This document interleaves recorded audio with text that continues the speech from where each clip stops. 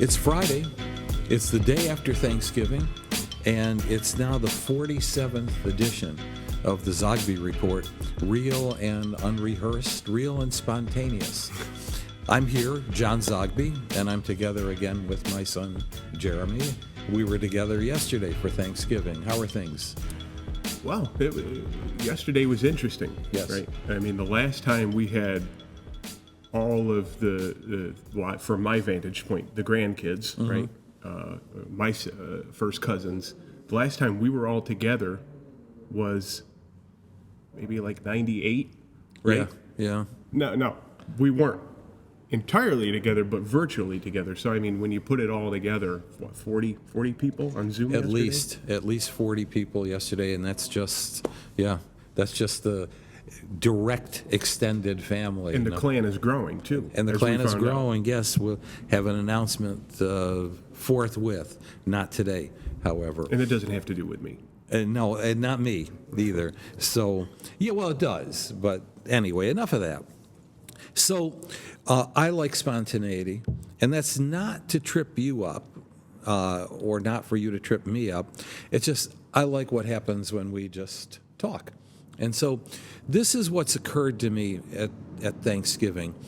The last 3 decades were very meaningful in the sense of attacking global poverty and global hunger.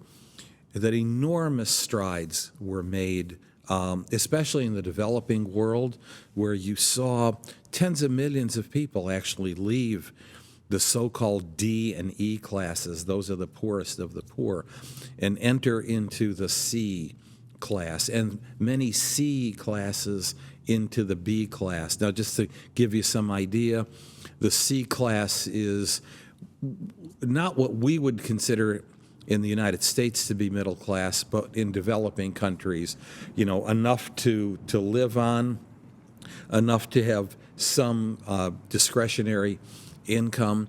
And so it was an exciting time to see that.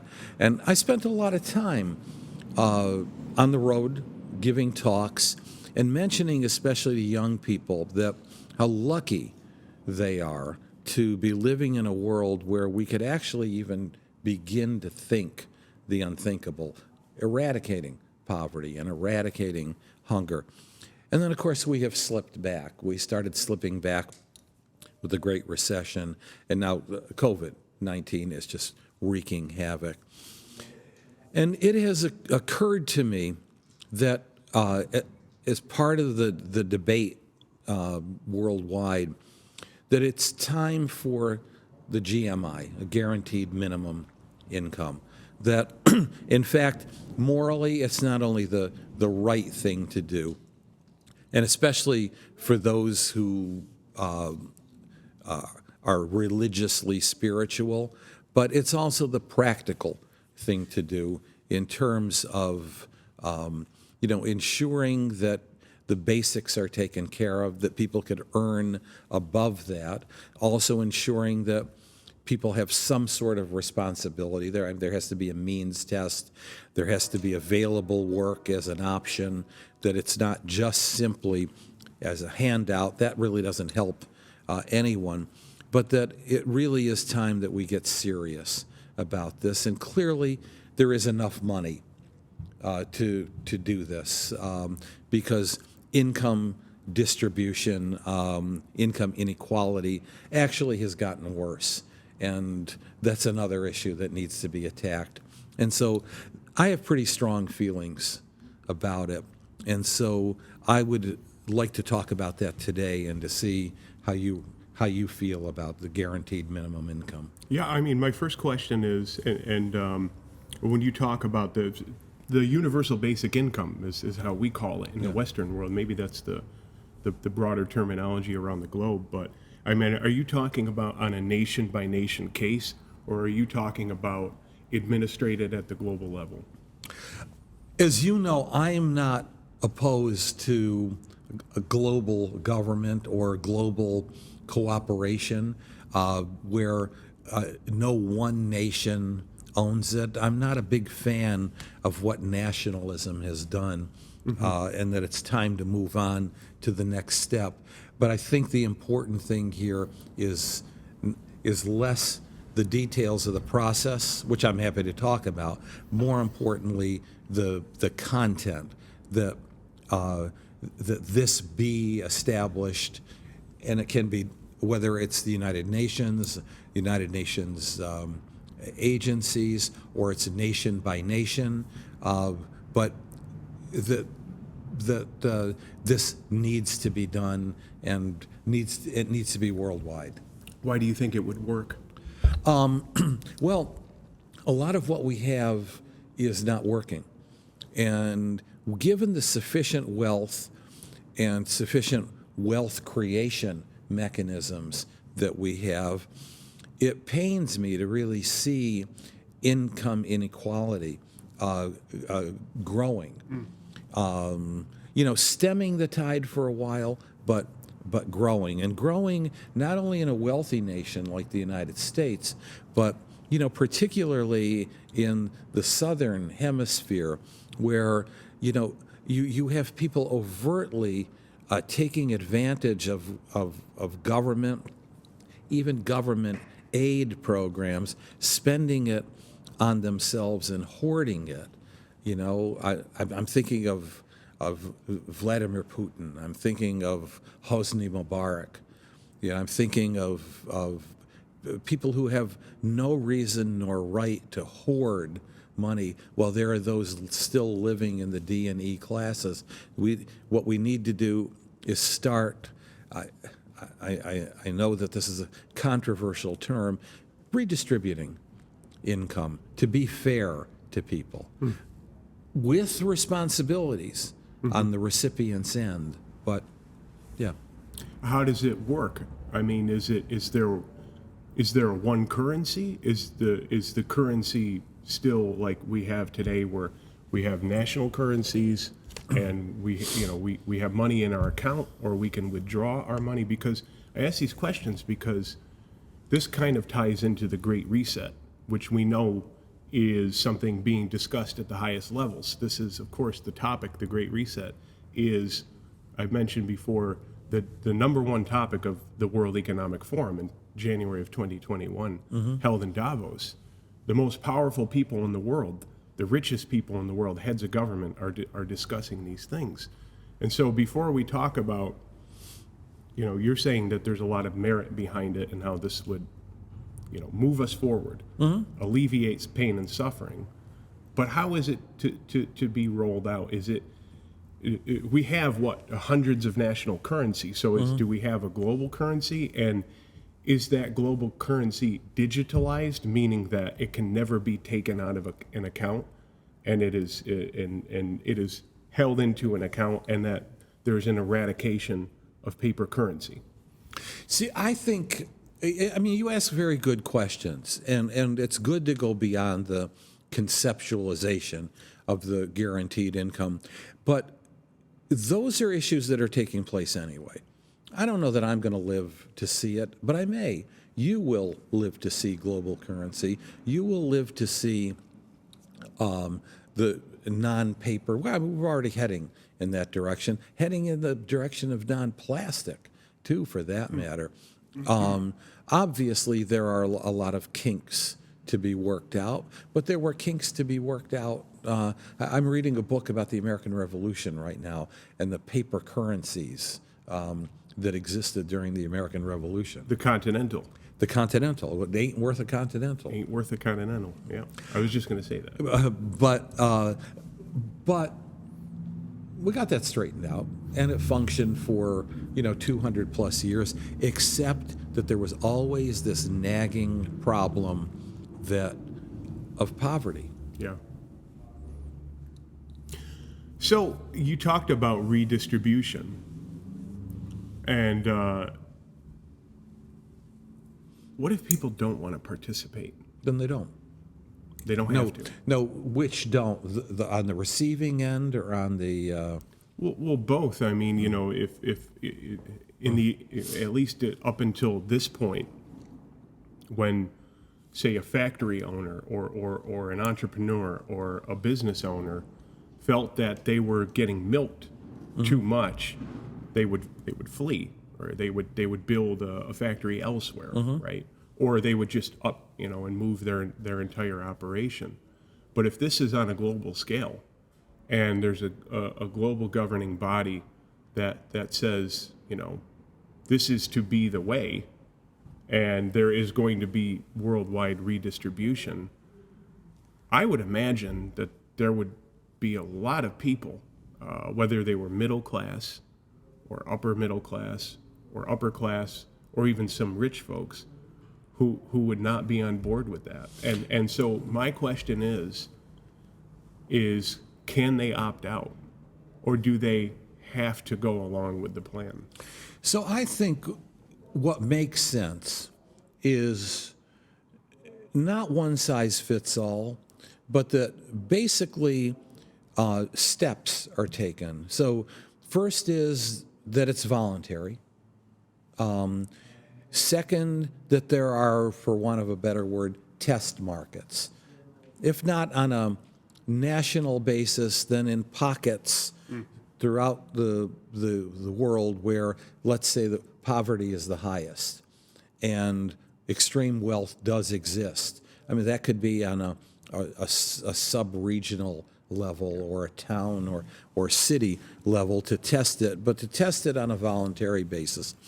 What makes me think of that is we are friends with Ralph Nader. Ralph is very close.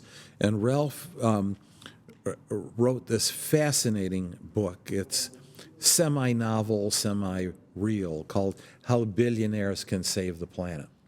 And I highly recommend it. Interesting coming from Ralph Nader. Interesting coming from Ralph Nader. The whole thing is. But essentially what he lays I out... mean, in the old days, it would seem like Ralph Nader would write how the super rich can read the world, and then the subtitle, God Help Us All. Yeah, but there's no God Help Us All in this one. What he says is, and he uses real names. I mean, Bill Gates and Warren Buffett are all in there, and none of them, incidentally, have sued Ralph Nader and said, take me out of there or whatever. But essentially, what Nader does is he pools their skills. Some are geniuses at investment. Yeah. They're all geniuses at investment. Some are geniuses at infrastructure and solar technology and green technology, jobs creation, and so on. Some are geniuses at communications and obtaining publicity and applying pressure on governments. A call from when Elon Musk has an enormous amount of value when it comes to lobbying. But basically, the underlying feature here is why not pool these resources, not to steal from them, but these are folks that already recognize that they've made too much money already. So on a volunteer basis, let's try that first. They give up their money, and it goes in a direction that actually puts real money into circulation and grows the economy from the bottom up. So I believe in 2015 or 2016, Norway piloted a version of the universal basic income. Now you could say, well, that's a pretty monolithic population. Is that the right place to do, a test ground? Because it's certainly not Africa. It's certainly not, Nicaragua or El Salvador.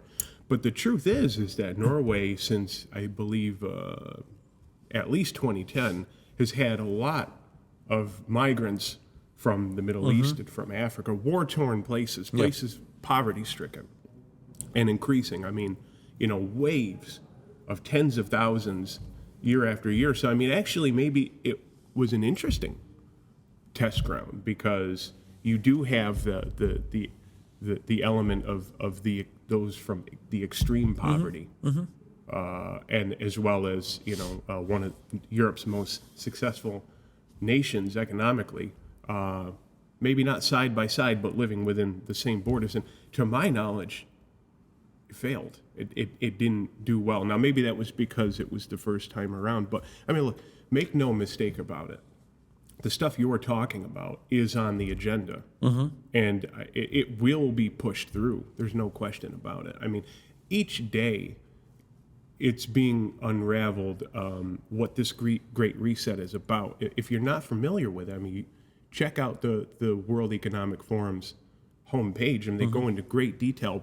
What it is essentially hitting the reset button, but it doesn't stop there. It's you could kind of see it as like a controlled demolition and then building society back up. And really the end game is the fourth industrial revolution.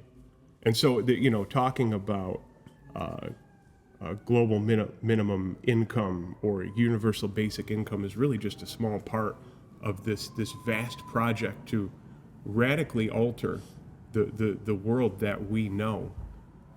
Klaus Schwab, who heads the World Economic Forum, wrote a book about the Great Reset and the Fourth Industrial Revolution.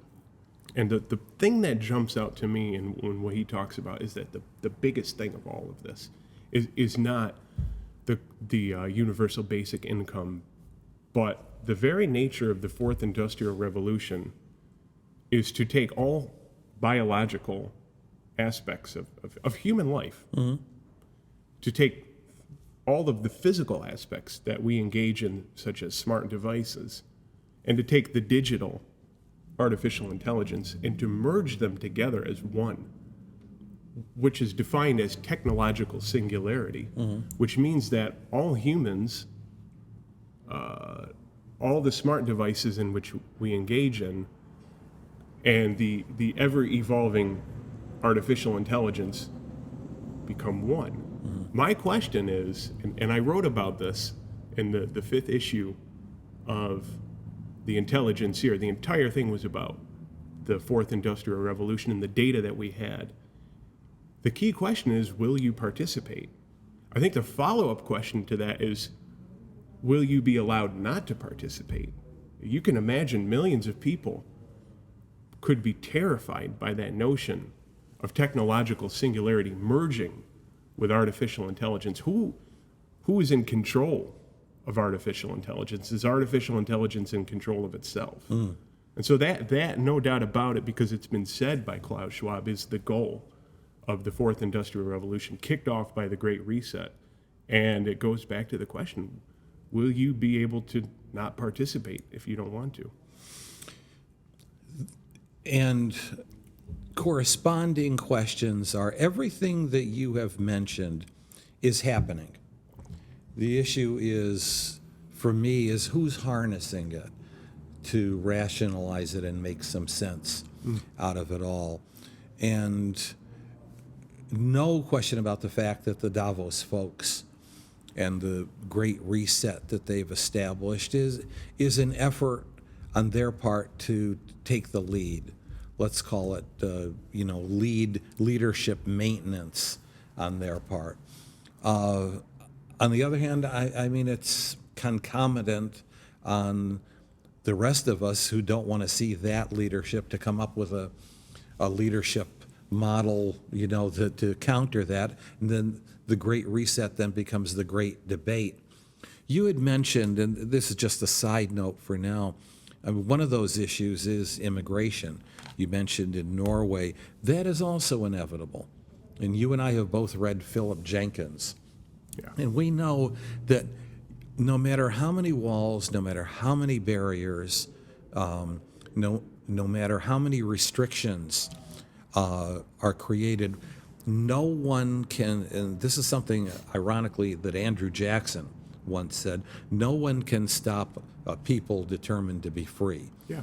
And so what continues is this huge push southward to northward. It's just going to continue. Anybody is willing to overload a raft or to swim ashore. But the point is, all of these things are unfolding all at once. Who's grabbing the reins of it? With the global migration is always happening. I mean, yes. It goes back to maybe 100,000 years before that, right? Lucy, leaving the Aldavan cave. I think I'm pronouncing it wrong, but the Great Rift in Kenya, out of Africa, Homo sapien crossing the Bering Strait land bridge when it was still a land bridge, and then the tribes, the peoples populating North and South America. The difference is that what we've seen since, I'm going to say 2010, it doesn't have to start at that point. It's just what I'm aware of right now, is a lot of that was driven by war. Yes. And so that can be stopped. That's something that we can stop migration, which is a result of warfare that is, sometimes sold as humanitarian, but not humanitarian at all. That's, to me, kind of Orwellian language. But I want to talk about, the Davos crowd and the insistence on a fourth industrial revolution. You opened with that beautiful story about poverty, and I remember a specific statistic where in China, after 1978, I believe that was about the time when Deng Xiaoping decided to introduce elements of capitalism. So they still maintained a socialist system, but from 1978 to the year 2000, 400 million people were lifted out of poverty. Now, of course, going by that definition of poverty is not going to be like we know here, right? Yeah, I mean, a good indicator of defining global poverty and how to exit it is having a toilet and running water. Imagine that a lot of the world to this day doesn't have that. But that was done by the introduction of market forces. And you go back even before that. Now, when I was studying history, I was very critical of the Industrial Revolution. I think that was just a tendency that was in my professors, that we tended to look at the Industrial Revolution almost like a Luddite would. But the reality that I've come to learn is that the first Industrial Revolution did much of what I just described, what happened there in China, where people's standard of living was raised so that a 6-year-old didn't have to go into the mines. Now, I know laws were passed to end child labor. But if it hadn't been practical. Exactly. Yeah. Market forces or the standard of living had made it so that was legally possible to do. It was on its way out anyway. So the point that I'm building up to is, how much do we need a technocratic elite to drive us forward when we see that there are examples in which poverty is lifted without the hands of a few people, like, in the novel that you talk about, Bill Gates and Warren Buffett and Ted Turner, the billionaire class, the Davos class. I mean, is that necessary to have that much power concentrated in so few hands in order to get us out of the mess that we're in? Here's what makes it necessary. It's a table setter. It's an agenda setter. If there were no elite to drive anything, then there couldn't be an anti-elite with a counter argument and a counter movement. And so then the debate, the creative conflict or creative play between the two takes place. The policy is then made. But I like what they did at Davos, and I like the Great Reset, not because it provides the answer, it provides the start. I would just say that the first Industrial Revolution didn't require a meeting of minds. Think about the most incredible technological innovations up to that point in human history.